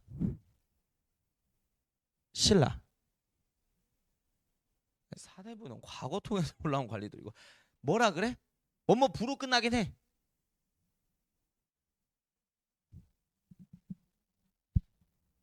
집사부야. 집사부. 알겠지? 신라시대 집사부가 고려시대 이름이 뭐로 변경됐더라? 중추원이라는 이름으로 변경됐더라. 이렇게 보시면 될 것 같아요. 자, 됐고요. 그 다음에 이제 관리들의 비리를 감찰하는 관청을 어사대라 그래요. 이거 검찰청이야. 그래서 발해는 검찰청을 중정대라고 불렀지. 신라는 사정부, 여기 고려는 어사대라고 불러요. 자, 그리고 이제 곡식과 회계를 담당하는 재정기관인 삼사를 두고요. 식목도감이라고 하는 법 제정하는 관청을 둬요. 우리 현 대한민국에서 법을 제정하는 기관을 뭐라고 부릅니까? 우리가 국회라 그러죠. 식목도감 국회예요. 알겠지? 고려시대 국회를 식목도감이라 그랬어. 자, 그 다음에 이제 지방행정 관련해서 얘기할게요. 지방행정. 자, 지방에 인구가 많이 밀집되어지는 핵심적인 도시를 목구역이라 그러는데 고려시대 때 총 12개 목지역을 설치합니다. 성종이. 그래서 전라도의 대표적인 목지역이 딱 두 곳이에요. 인구가 제일 많이 몰려있는 데가 옛날에 어딜까? 전주목과 나주목이야. 그래서 고려 현종 집권기 시절 이 두 도시 앞글자를 따서 전라도라는 지명이 1018년에 만들어져요. 그럼 충청도는 어디게? 충주목과 청주목이에요. 그러면 경상도는 어디야? 경주목과 상주목인 거야. 이렇게 해서 12개의 목이 있어요. 그러니까 이 목은 이렇게 생각하면 돼. 지금 따지면 광역시라니까, 광역시. 그래서 신라 시대에는 광역시를 소경 이렇게 불렀는데 고려 시대로 오게 되면서 이름이 목이라는 구역으로 변경이 되게 된 거야. 그리고 우리 최승로는 외관 지방관 파견하라 그러잖아. 그래서 이 목 지역을 관리하기 위해서 목사라는 이름의 지방관이 파견이 되게 돼요. 자, 그리고 또 하나 더 유학 올리래. 그래서 중앙 유학 교육기구 하나 만드는데 그게 국자감이라는 이름의 학교예요. 국자감. 다시 말하지만 이거는 수도 개격에 있어요. 중앙. 그러면 지방에는 학교 있어야 돼 없어야 돼? 또 있어야지. 지방에 있는 국가가 운영하는 공립중고등학교를 향교라고 얘기를 한답니다. 이거는 지방학교예요. 중요한 건 지방 공립중고등학교를 향교라 그래. 그래서 내가 쌤이 아까 얘기했잖아. 이게 마을 양자 들어가면 다 뭘 뜻한다고? 지방을 뜻한다고. 그래서 향리가 지방에 있는 세력이어서 향리고, 그 다음에 여기 지방에 있는 가르칠 교 학교니까 뭐야? 향교라고 부르는 거야. 쌤이 옛날에 중딩 때 현장 체험 학습 왔는데 전주 향교 저기 갔단 말이야. 전주 향교 어디 있는지 알아? 모르는구나. 동물원 앞에 있어. 전주 동물원 앞에. 아무튼 거기가 뭔 거야 옛날에? 중고등학교였던 거야. 전주에서 나라가 운영하는. 이해됐지? 그래서 이제 버스에서 야 전주 향교 도착했다 내려라 이러니까 저희 무슨 비빔밥 먹어요? 요지라라는 새끼가 있었어요. 한식집 아니에요. 아시겠죠? 여기 학교야. 그래서 간단하게 지금 저기 보면은 전라고등학교 있지? 저기가 지방에 있는 공립 중고등학교잖아. 그럼 옛날에 전라고등학교 이렇게 안 부르고 옛날에 뭐라 부른 거야? 전라 향교 조선시대까지 이렇게 부른 거야. 고려시대부터. 이해됐어? 오케이. 저희 학원 이름이 뭐예요? 야, 니네들 학원 이름도 모르면서 학원 다니냐? 야, 학원 이름 뭐야? 우리 학원 이름 뭐야? 사부학당이잖아. 왜 사부학당인지 알아? 야, 잠깐만. 야, 저번에 퀴즈 내서 맞추는 사람이 누구지? 내가 건우 너였어? 내가 오늘 보내줄게. 내가 누군지를 까먹어가지고 수업 여러 개 하다 보니까. 아무튼간에 왜 이름이 사부학당인지 알아? 알아? 오? 넌 내가 좀 더 얹어서 보낼게. 오, 야, 세상에. 와, 저거 아는 애 처음 봤어. 왜 그러냐면 이게 학원 이름이 사부학당이니까 여기 지나가는 아주머니들이나 애들이 막 이런단 말이야. 왜 학원 이름이 사부학당이지? 사부님이 가르치는 학당이가 막 요지라 떴단 말이에요. 아이고, 이거 중학교 3학년 한국사 시간에 배웠어. 조선시대 한양에 있는 공립중고등학교가 사부학당이야. 그래서 여기 학원 이름 지을 때 저기 밑에 있는 쌤들도 다 사학과거든. 그러니까 역사학과 애들만 모여가지고 학원 이름 뭘로 할까 이렇게 고민하는데 제 머리에 든 게 이런 것밖에 없잖아. 그래서 명단이 막 이런 게 나왔어. 태학, 국자감, 국학, 뭐 성균관 뭐 이런 거밖에 안 나온 거야. 향교. 근데 이제 내 아이디어 중에 하나가 사부학당이었거든. 이게 제일 괜찮더라고. 그래서 사부학당 이렇게 했는데 이름은 뭐 잘 지은 것 같아요. 예. 원래 지방에 있어서 향교 이렇게 지어야 되는데 어떤 미친 아저씨가 여기 비빔밥 얼마예요 하면서 한식집으로 오해하고 들어올까봐 향교라는 이름은 안 썼어요. 아무튼간에 사부학당이에요. 자, 됐고요. 그 다음에 이제 여태 거란 쪽이 쳐들어와요. 그래서 거란과 1차 전쟁이 있었던 게 성종 때 있었던 일이랍니다. 자, 그리고 이제 중앙행정체제로 넘어갈게. 고려의 중앙행정체제. 고려의 중앙행정체제. 자, 일단 나랏일을 하는 메인 시스템을 중앙행정체제라 그러는데 이 중앙행정체제를 이성육부라 그래. 그리고 지금 이쪽 주제 강의할 때 좀 집중해서 좀 잘 들어주세요. 선생님들은 고등한국사에서는 여기에서 항상 변별력이 나와. 알겠지?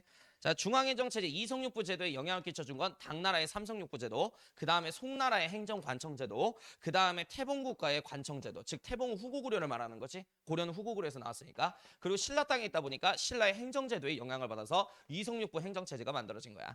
자, 이걸 만든 성종 황제는 이렇게 생각해. 당나라에서는 정책 건의 담당하는 게 중서성이었죠. 회의 담당하는 게 문화성이었어. 성종 황제는 이렇게 생각해. 아니, 건의하고 회의를 왜 다른 관청에서 해? 건의하면서 같이 회의하면 되지. 해서 중서성과 문화성의 기능을 합쳐서 중서문화성이라는 관청을 만들어요. 걷다가 좀 적어야 될 거 하나가 있어. 뭐냐면 중서문화성에서 모든 국정 업무를 총괄하는 최고 귀족 관직을 뭐라 그러냐면 문하시중이라 그래요. 문하시중. 문하시중. 그리고 잘 들어봐. 이게 시험에서 나오는 거야. 문화시중 밑에 중서문화성에서 나랏일을 하는 공무원이 딱 두 집단이 있다. 종 2품 이상의 고위급 공무원인 제신이라고 하는 공무원이 있어요. 그리고 정 3품 이하의 하급 공무원에 해당하는 낭사관원들이 있어. 그래서 중서문화성이라는 관청은 건의와 회의를 담당하는데 문화시중이 그 업무를 총괄하고요. 그 밑에 재신과 하급 공무원이 낭사관원들이 일하는 관청이다라고 보셔야 돼. 이게 좀 시험 문제에 많이 나와. 자, 그리고 이제 밑에 집행하는 상서성이라고 하는 부서가 있어요. 그리고 그 밑에 2호의 병영 공부서, 집행부서 6개가 있어. 이걸 그래서 이성육부라고 얘기를 해요. 그래서 이 중서문화성의 요 관원들이 이름이 중요한 거야. 관원들이 이름들. 자, 그리고 하나 더. 어사대라고 하는 관청이 있어. 어사대. 자, 이 어사대는 공무원에 대한 비리를 감찰하는 관청이에요. 그럼 뭐 지금은 따지면 검찰청의 기능을 하고 있는 거거든. 근데 어사대 친구들 혼자서 단독적으로 움직이진 않아요. 얘네들이 공무원에 대한 비리를 감찰하기 위해서는 결국 공무원에 대한 정보를 갖고 있어야 되거든. 공무원에 대한 정보 관장하는 게 중서문화성의 하급 공무원이 낭사관원들이야. 그래서 같이 움직여. 낭사관원들과 어사대 관원들이 항상 같이 움직여서 얘네들을 통틀어 뭐라 통칭하냐면 대관이라 그래요. 요거 별표 시험 문제 개 많이 나와. 자, 이 대관은 어사대 관원들과 낭사 관원들을 합쳐서 대관이라고 부르는데, 자, 교과서 사료에 뭐가 확실히 명시되어 있냐면 이게 명시가 되어 있어. 대관이 갖고 있는 특수권한 첫 번째 서경권이에요. 자, 일단 이 서경권은 뭐냐면 관리에 대한 인사 동의권을 말하는 겁니다. 어쨌든 뭐 인사권은 왕이 갖고 있겠죠.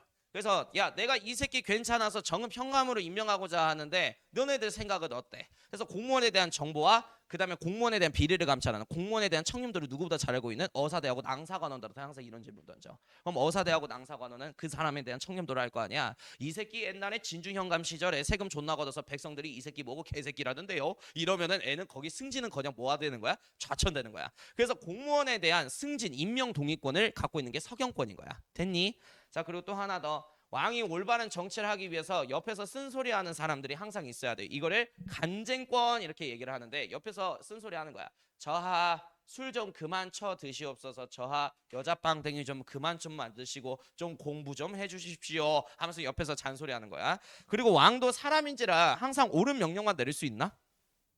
틀린 명령 내릴 수 있지. 그러면은 얘네들이 또 저 왕새끼 또 또 생각 없이 그냥 말 존나 뱉네. 다시 생각해보세요 하면서 말을 되돌려 버리는 거야. 왕의 명령을 되돌리는 권한이 봉박권이에요. 현재 사회용어로 따지자면 이게 법률안 거부권에 해당해. 법률안 거부권. 뭔지 알지?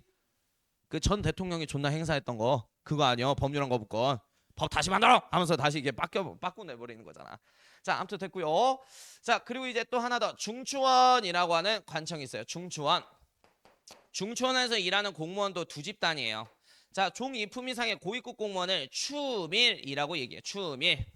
추밀은 뭘 담당하냐면 군사 업무를 담당해요. 그러면 지금 따지면 애가 국방부 장관이야. 그 다음에 이제 하급 공무원이 승선인데요. 승선. 이 승선은 왕명 출납을 담당하는 친구예요. 아, 그럼 찾았다. 뭘 찾았어? 자, 이 승선이 뭘 담당한다고? 왕명 출납. 그럼 이 승선이라는 직책에 앉은 고려인이 즉 왕의 뭐야? 비서실장인 거야. 자, 그러면 이 말인 즉슨 신라 시대 때는 원래 이름이 뭐였더라? 집사부였고 집사부에서 일하는 비서실장 직책을 시중이라고 하는데 고려시대에 넘어오게 되면서 집사부가 중추원으로 개편이 됐고 시중 관등 명칭이 승선이라는 이름으로 개편이 이루어진 거예요. 됐죠? 그래서 승선이 시험 문제 많이 나와 특히나. 그리고 곡식과 회계를 담당하는 3사 여기는 이제 돈 관리하는 곳이야. 곡식과 회계 담당하는 거니까. 자, 그리고 이제 특수관청 2개 하고 중앙행정체제 마무리할 거야. 일단 첫 번째가 도병마사라고 하는 이름의 행정관청이 있어요. 자, 일단 이 도병마사는 뭐 하는 관청이냐면 군사회의 담당하는 관청이에요. 군사회의. 뭐 지금 따면 국방부 시설이죠. 그 다음에 이제 식목도감이라고 하는 특수관청이 있답니다. 식목도감. 식목도감은 법칙과 의례를 제정하는 곳입니다. 그러면 여기가 뭐야? 입법기구 국회의사당이야. 자, 그럼 생각을 해보면 나라의 중요한 국방 업무하고 법을 만드는 회의는 높으신 분들이 해야 돼요? 낮으신 분들이 해야 돼요? 높으신 분들이 해야 되잖아. 그래서 여기서 일하는 두 관료 집단을 알아야 돼. 중서문화성에서 일하는 고위급 공무원인 재신이라는 공무원과 중추원에서 일하는 고위급 공무원인 추민이 여기에서 앉아서 도병마사하고 식목도감에서 나라 업무를 총괄하는 거예요. 그래서 여기 별명이 재신과 추민이 회의하는 기구라 해서 앞글자 따서 재추회의기구라는 별명을 갖고 있어. 재추회의기구. 그리고 요것도 알아야 돼. 저 요거 도병마사 있지. 나중에 원나라의 식민 지배를 받던 시절에 관제 이름이 도당으로 관청 이름이 격화가 되게 되고요. 나중에 이름이 원간섭기 때 도평의사사로 이름이 개칭이 되게 돼. 그래서 이 도평의사사는 원래 군사 업무를 총괄하는 도병마사였는데 원간섭기 때 이곳에서 나랏일까지 총괄하는 최고의 기구로 성격이 확대가 되게 돼요. 그래서 이 도병마사가 나중에 추후 도당 도평의사사로 바뀐다는 것도 알아놔야 돼요. 그러니까 이 관청이든 이 관청이든 같은 관청인 거야. 알겠지? 아멘. 자, 그다음에 이제 지방행정 갈게요. 오늘은 저기 그 인사제도까지 하고 끝날 거야. 지방행정.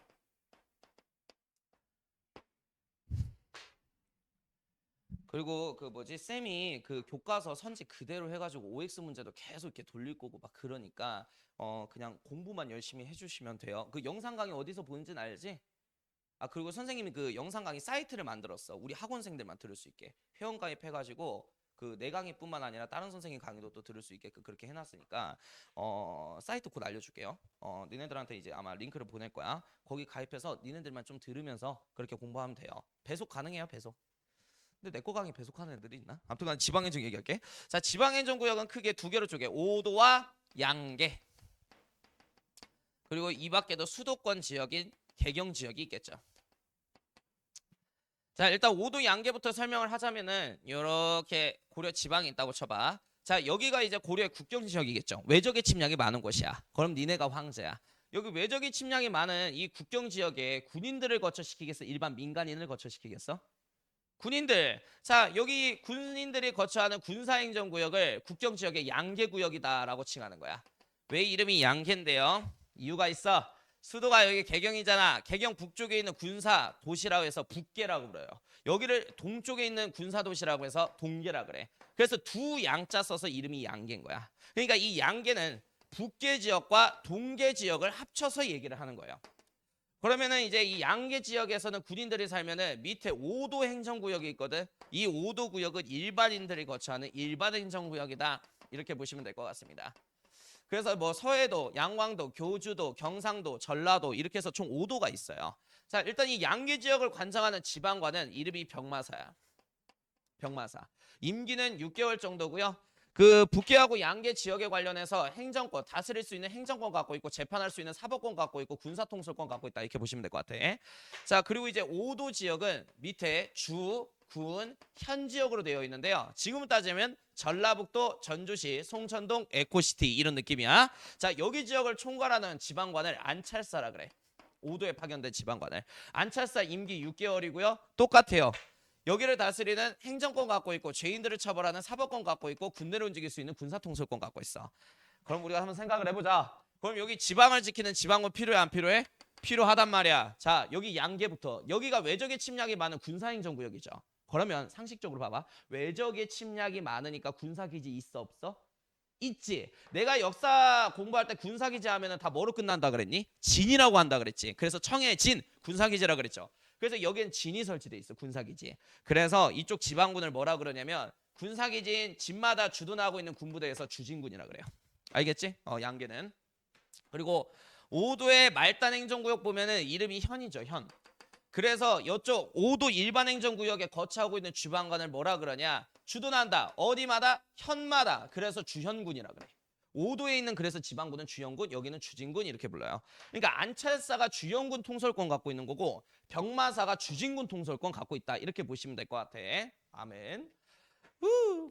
그리고 이제 고려 지방행정구역의 특징 얘기할게요. 여기다 별표. 주군 주현 지역보다 속군 속현 지역이 훨씬 더 많아요. 이거는 뭔 소리냐면 주군 주역은 지방관이 파견된 지역을 말하는 거야. 즉 왕이 직접 통치할 수 있는 지역을 주군 주현이다 이렇게 불러요. 근데 이 속군 속현은 지방관이 투입되지 못한 지역을 말하는 거야. 그럼 이유가 있겠지? 자, 여기에서 여기 지방행정리를 실질적으로 총괄하는 게 지방 호족들 향리 집단이 있어서 그래요.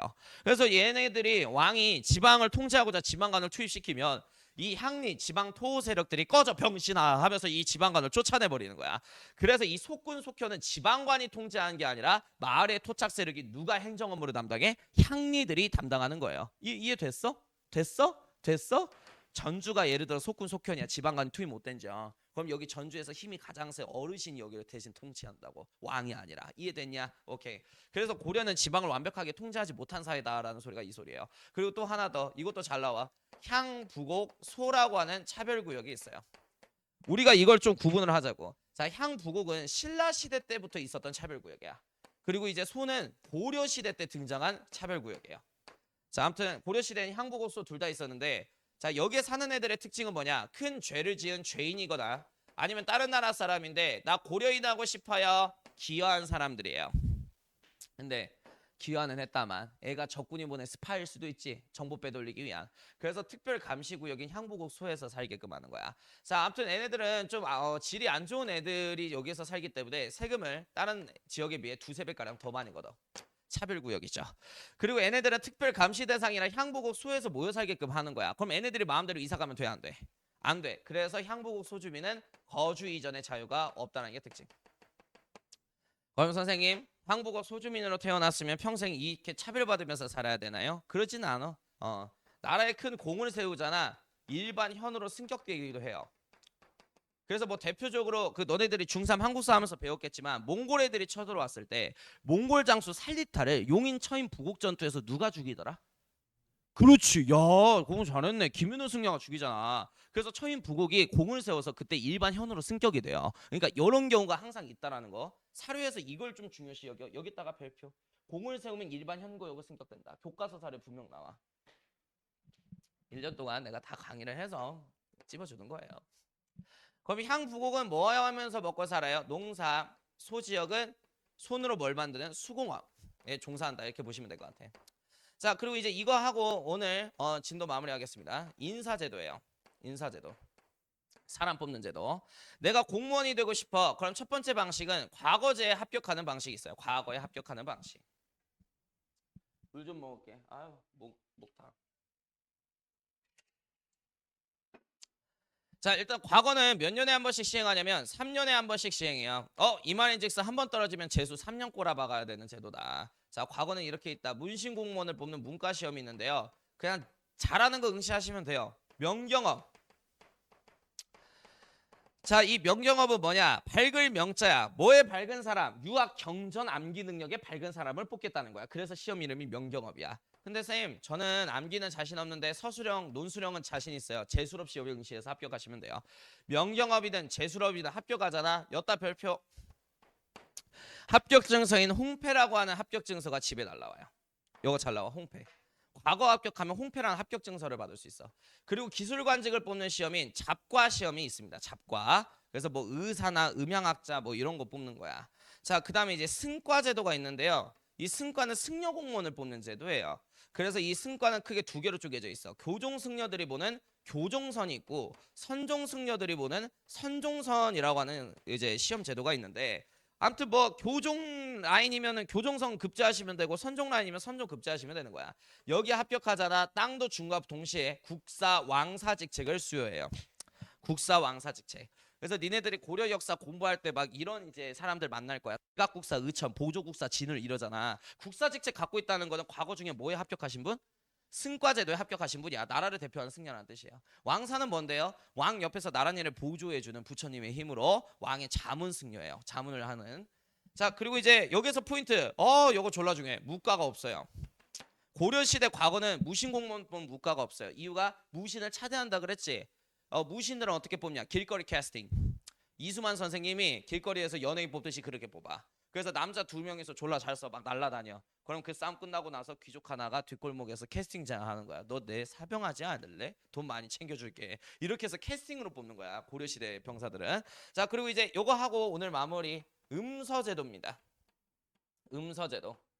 자, 일단 고려의 메인 제도가 바로 여기 음서제도다라고 이제 생각을 하시면 될 것 같은데, 자, 음서는 크게 두 개로 쪼개져 있어. 문음하고 공음이라고 하는 제도로 쪼개져 있어요. 자, 일단 이 문음은 뭐냐? 집안에 5품 이상의 고위급 공무원이 있다. 그 관료 자제에게 공짜로 관직을 하사해 주는 거를 문음이라 그래요. 그럼 집안에 5급 공무원 이상의 뭐 사람이 있으면은 난 과거 시험 안 보고 공무원 할 수 있는 거야. 이거야. 자, 공음은 뭐냐? 공신 자제에게 공짜로 관직을 하사해 주는 거야. 됐지? 자, 근데 고려는 과거보다 음서를 통해서 올라온 친구들이 더 많아요. 자, 그래서 이 음서 제도가 고려시대 귀족화를 촉진시키는 거야. 자, 계속 얘기하지만 귀족은 뭘 세습하는 애들? 관직과 재산을 세습하는 애들. 그 귀족들의 관직 세사법이 음서 제도인 거예요. 이해됐니? 됐어? 자, 그럼 음서를 통해서 중앙 종기에 올라온 관료들을 뭐라 그래? 귀족 집단 이렇게 불러. 그럼 왕은 이 귀족하고 반대 집단이죠. 왕은 귀족을 견제하기 위해서 과거를 통해서 올라온 애들을 뭐라 부른다 그랬지? 사대부라 그랬지. 그래서 왕은 고려 역사 보면 이 귀족 집단을 항상 견제하기 위해서 누구를 항상 등용해? 과거를 통해서 사대부를 등용하죠. 그래서 광종 때는 호족을 견제하기 위해서 과거제를 시행해서 사대부를 옆에다가 둔 거고, 나중에 중기 때 인종 때 보면 문벌귀족을 견제하기 위해서 사대부 관리들을 역시 옆에다 둬요. 그 다음에 이제 공민왕 때 보면은 권문세족이라는 귀족을 견제하기 위해서 신진사대부라고 하는 집단을 옆에다 둔 거야. 공민왕을. 이해됐지? 그래. 고생하셨어요. 여기까지.